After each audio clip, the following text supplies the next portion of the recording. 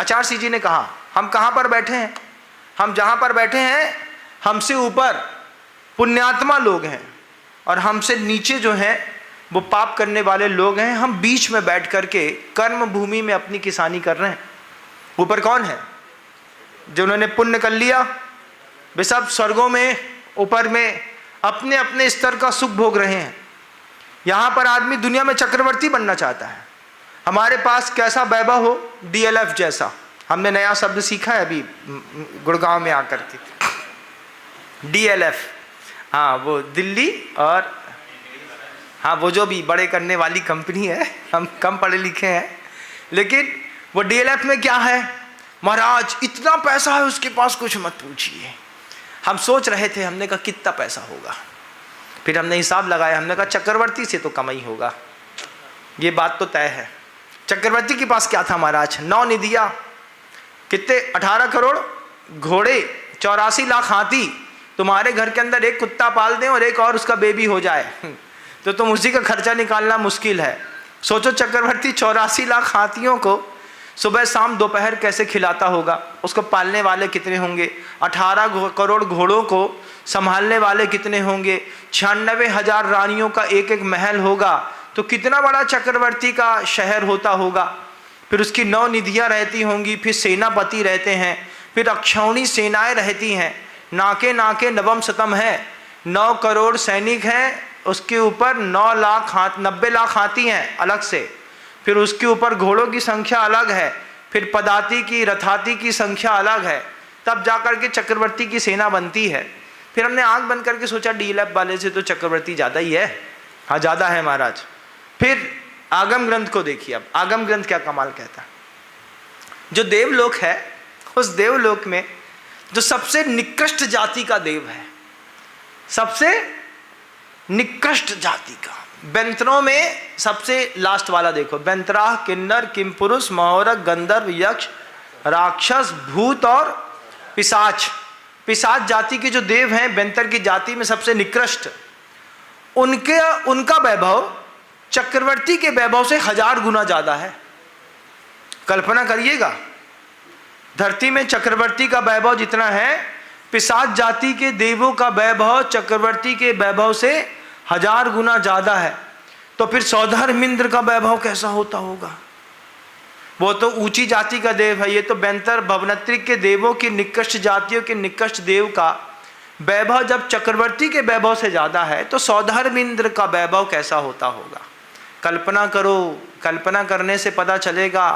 Football के बराबर हीरा है उसके पास, तुम्हारे पास चने के दाने के बराबर हो जाए तो दिखाते फिरोगे वाइट गोल्ड में, महाराज दिख रहा है क्या? हमें सब दिख रहा है हमको, इससे बड़ा वाला तुमको नहीं दिख रहा है, हमको दिख रहा है। हाँ, तुमको तो चने के बराबर ही दिख रहा है, हमको फुटबॉल के बराबर दिख रहा है। उसके घर के अंदर मैं गया, जब चक्रवर्ती के घर के अंदर, सौधर्मिंद के घर के अंदर गया एक बार। कब गए महाराज? अरे हम जाते रहते हैं, ग्रंथों से दुनिया में कहीं भी जा सकते हैं। विचित्रा लोक यात्रेयम, विचित्र लोक की यात्रा होती है। तो जैसे तुम्हारे घर के अंदर झूमर और पंखा टंगे रहते हैं, ऐसी सौधर्मिंद्र जहाँ पर जिस भवन में रहता है, फुटबॉल के बराबर हीरा था उसके घर के अंदर ओरिजिनल वाला, और उसके बीच में गड्ढा था, और उस गड्ढे में एक रत्नमयी दीपक जल रहा था। उस दीपक से पूरी दुनिया में सूर्य के जैसे रोशनी हो रही थी। ऐसा झूमर तुम न ला पाओगे।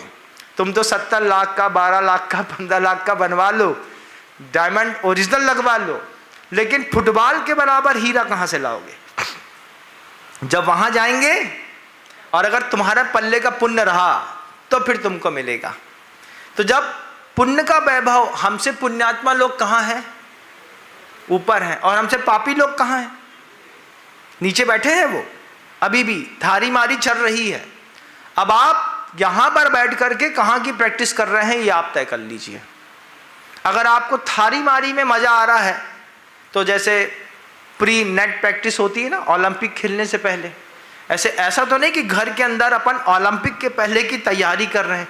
अरे बोले नरक में जाएंगे यार, नरक में जाना है, वहां पे झगड़ा करेंगे, तो पहले से प्रैक्टिस तो होना चाहिए। तो सो के उठते ही साथ ही घर ही में संवाद शुरू हो गया। असली महाभारत कथा, कथा है पुरुषार्थ की, परमार्थ की, ये स्वार्थ की, सारथी जिसके बने श्री कृष्ण भारत भारती। बोले कहाँ? बोले पड़ोसी से तो कर नहीं सकते, तो घर में करते हैं। घर में करते ही साथ क्या शुरू हो गए, पिता पुत्र के ऊपर शुरू हो गया। क्यों रे अभी तक सो रहा है, रात के दिन के 9:30 बज गए। अब पिता माँ के ऊपर चिल्ला रहा है, तुम्हारे घर वाले को समझ में नहीं आती है, हम 9:30 बजे सो रहे हैं, वो तो 6 बजे उठ गए, वो तो मंदिर जाते। आपस में झगड़ा चल रहा है, घर के अंदर फाइट। आपके यहाँ तो नहीं होती होगी, आप तो थोड़ा सा अल्ट्रा फाइन लेवल के लोग हैं। आपके यहाँ कहाँ झगड़ा होता है? झगड़ा तो नगर में गांव में रहने वाले लोगों के यहाँ होता है। आप तो शहर में रहने वाले, गुड़गांव में रहने वाले मीठे लोगों के घर में थोड़ी झगड़ा होता है महाराज। हाँ महाराज, हमारे यहाँ झगड़ा होता नहीं है, हो चुका है, पहले ही हो चुका है। अब तो बिल्कुल सेपरेट फैमिली है। सेपरेट फैमिली में काहे का झगड़ा? सेपरेट फैमिली में भी झगड़ा है भैया।